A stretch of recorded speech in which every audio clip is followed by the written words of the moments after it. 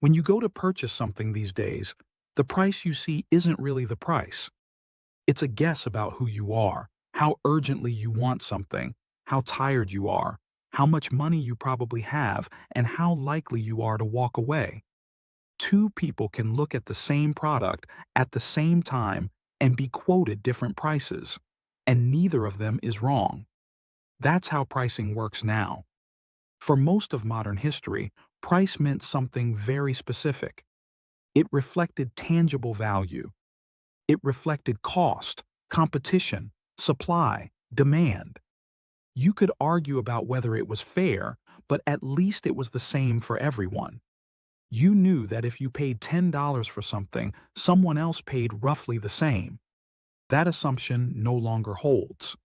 Today, price is personalized, not in a friendly way, but in a predictive way. The system doesn't ask what should this cost, it asks how much will you tolerate. That difference matters a lot. Companies don't need fixed prices anymore because they don't need trust anymore. What they need is your data. They know your location, your device, your demographics. They know your past purchases, your browsing speed, whether you hesitate, whether you come back later, whether you're on mobile, whether you're traveling, whether you've bought similar things before, and whether you tend to accept the first option shown. When companies buy pricing software today, that's how these tools are marketed. Dynamic pricing used to be about planes and hotels, limited inventory, time pressure, obvious scarcity. Now it's everywhere. What makes this different from normal price discrimination is opacity. You are not told when pricing changes, and you are not told why. You are not allowed to compare meaningfully because the variables keep shifting. Transparency would break the system, so transparency is removed. This is why prices feel unstable even when inflation hasn't changed. Because the number is no longer anchored to cost, it's anchored to behavior. If you look loyal, prices go up. The system isn't punishing you, it's probing you. The reason companies keep you in the dark about these practices is simple. Once people realize price is negotiable by behavior, they change behavior. They comparison shop differently. They log out. They switch devices. They delay purchases. They break the model. This is also why discounts feel fake now, because many of them are. If a price can be raised individually, it can be discounted individually too. A sale doesn't mean the price went down. It means the system decided now is the moment you'll convert. This isn't about one company being shady. This is infrastructure. Pricing engines are sold as tools for companies. They promise companies revenue optimization. They advertise willingness to pay modeling. They frame it as efficiency. What they don't say is that fairness becomes mathematically irrelevant.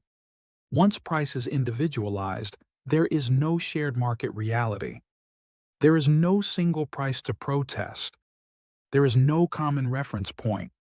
Everyone experiences the system alone. That's not an accident. This is why consumer outrage feels strangely ineffective now. You can't screenshot your price and compare it meaningfully to someone else's.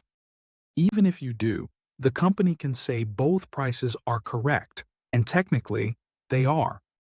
This also explains why being a smart shopper feels harder than it used to. Because intelligence used to matter. Now, predictability matters more. The system doesn't need to outthink you. It just needs to outweight you. Price used to be a constraint on power. Now, it's a tool of power. When a company can silently charge different people different amounts, it can shape behavior without laws, without rules, without confrontation. Once pricing becomes adaptive, it starts bleeding into control.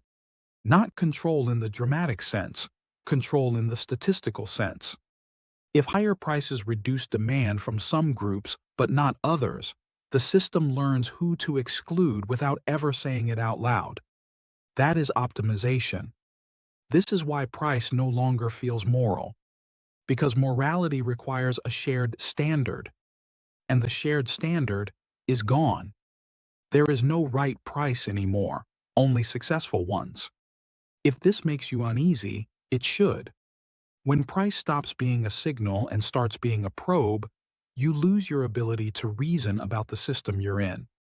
You can't tell if something is expensive. You can't tell if something is scarce. You can't tell if something is fairly priced. You can only tell whether you caved. Not that prices went up, but that prices stopped meaning what they used to mean. The number isn't the truth anymore. It's a negotiation you never agreed to enter. And once you see that, a lot of modern frustration makes sense. Why budgeting feels broken. Why comparison shopping feels pointless. Why being careful doesn't feel rewarded. Because the price isn't really the price anymore.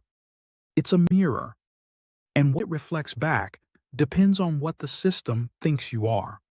Thank you for watching.